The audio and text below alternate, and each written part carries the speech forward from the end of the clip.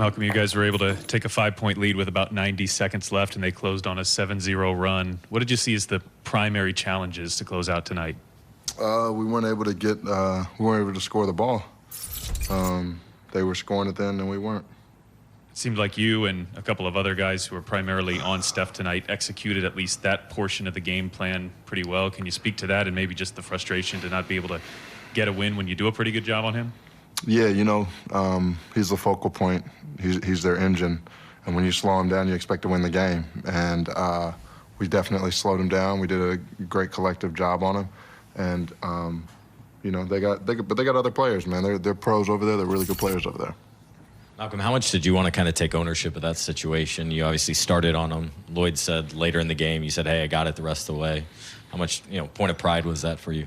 Huge. He's one of the best in the world. That's just what it is. I know he was trying to get that record tonight, and in my mind, I'd made up he wasn't going to make that happen. Not in our arena. So, I wanted to stay on him. I wanted him to have a tough night. And still, I'm looking at his stats. He had, for him, it's probably a tough night, but he had a decent game. So, I thought we did a good job on him. Malcolm, when you look at just the way it played out, what do you think that last possession, specifically, how that played out? What did you see on it, and maybe what happened to kind of have it play out like With that? Cares? Yeah, I know, because Lloyd was saying it was for you and Domas at first, and then obviously Caris kind of had to just go. Yeah, well, they switched. Draymond was out on me. I didn't really have a lane to attack, and then if I couldn't attack, the play was to swing it back to Caris and him come off and make a play. And he tried to make a play, he just slipped and fell. And that's how the night went for us.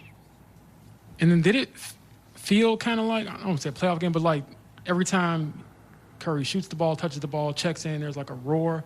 So what is that like to be in an environment where it's feeling like it's kind of like that playoff atmosphere, more people are engaged with the game? It's fun. It felt like there were a lot of people rooting against us in our arena. We definitely had our fans in there, but there were people in there rooting against us. And it's fun when you hear people go crazy for Steph and go crazy for the opposing team. It juices you up a little bit.